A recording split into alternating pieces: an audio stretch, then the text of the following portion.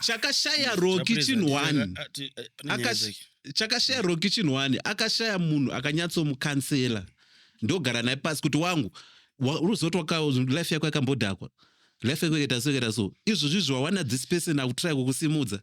Imagine at least ari kupiwa opportunity baba yekuita collabo na Koffi Olomide. Song yobva yarira zvokutenderera wobva watadza kumaintain that graph. But inini that collab was wrong. That was the wrong collab. It wasn't wrong. What I think and by exposure it wasn't wrong. No, Wana. That song ikaputika. Mira, wana in pfungwa dzangu apa paita pfungwa 3 dzakasiyana. Dzangu inini. Ndinofunga kuti dai akatora route ya XQ. XQ anoita haiti bangers, massive bangers. Anongoita banger. Haiti massive one. Baba graph ria mirando kuudze hit song no maintain. Excuse like this. Yes.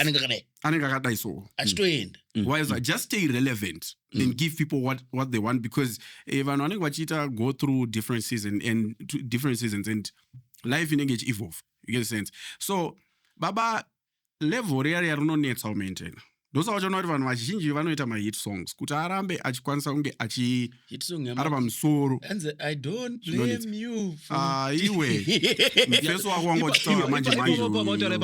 Anogona. And but panhau yekumaintaina anisora kuti panhau yekumaintaina level ye hit song. And kashara kuti kumaintaina level ndotora panhau yekuti inini right now I'm an artist and but handizikanwe. You get it? Yeah. Ndo kobva kwaya japraiser. But you know what face wangu ndoda kuti titese collab. Yeah. And tobva taitese collab na japraiser right now. Tatota collab song yabuda yaenda. And ndakufana kumaintaina pandasirwa pacho paipai kwete kuti kumaintaina that hit song yataita na japraiser. Kuramba nchibuditsa song sekutora kwawaite nditase Macheso right now haasisinei kubuditsa hit song.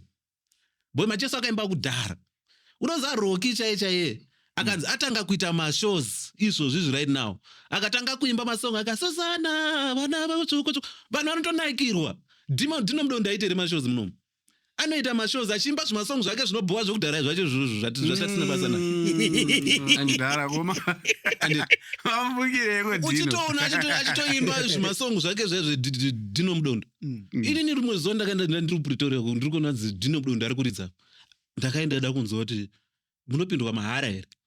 And zvikanzi murubhadharwa 100 rand ndikuona dino mudondo.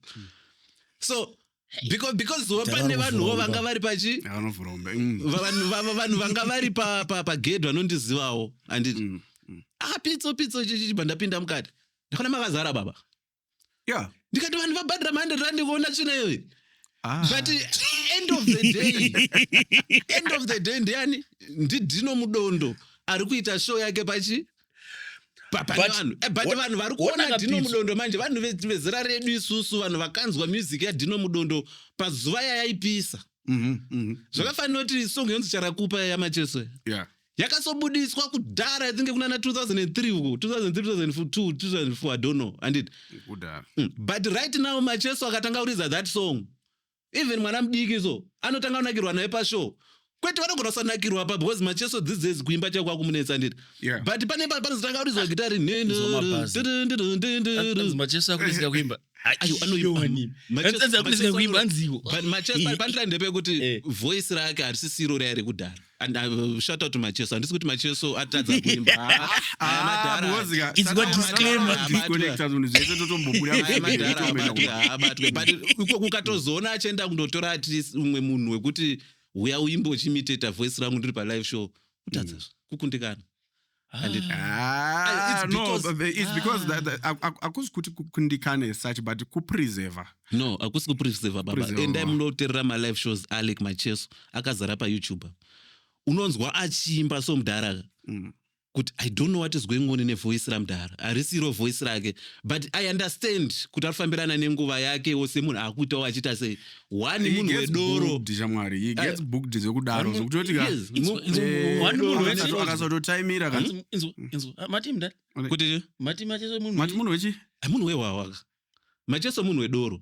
munhu wefodya anditi so ina hangu pandakagara pasina vanhu ndina kuvaona vachiita izvo mudhara ndadorova fodya zvakaipa manje mudhara anorova fodya pafodya musarambe mudhara anorova fodya ipi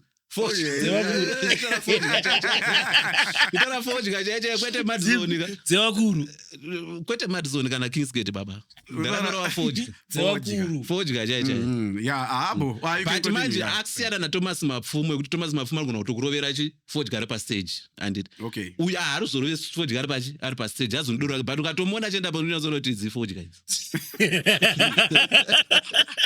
unozoona kuti apa idzi afodya dziri kushanda